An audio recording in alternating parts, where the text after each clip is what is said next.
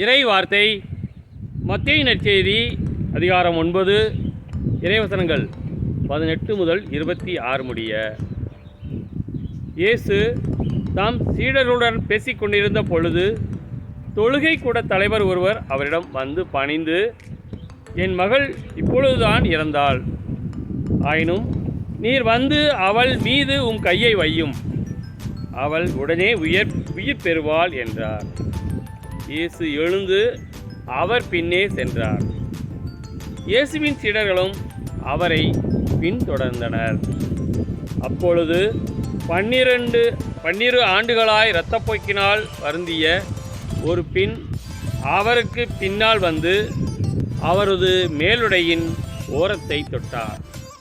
ஏனெனில் அப்பெண், நான் அவருடைய ஆடையை தொட்டாலே போதும், நலம் பெறுவேன் என தமக்குள் சொல்லிக் கொண்டார். இயேசு அவரை திரும்பி பார்த்து, மகளே, துணிவோடிரு, உனது நம்பிக்கை உன்னை குணமாக்கிற்று என்றார். அந்நேரத்திலிருந்தே அப்பெண் நலம் அடைந்திருந்தார்.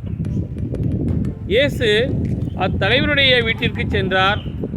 அங்கே குழல் ஊதுவோரையும் கூட்டத்தினரின் அமளியையும் கண்டார். அவர், விலகி போங்கள், சிறுமி இறக்கவில்லை, உறங்குகிறாள் என்றார். அவர்களோ அவரை பார்த்து நகைத்தார்கள்.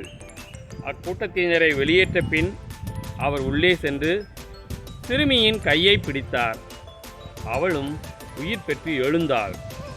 செய்தி அந்நாடெங்கும் பரவியது. கிறிஸ்துவின் நற்செய்தி.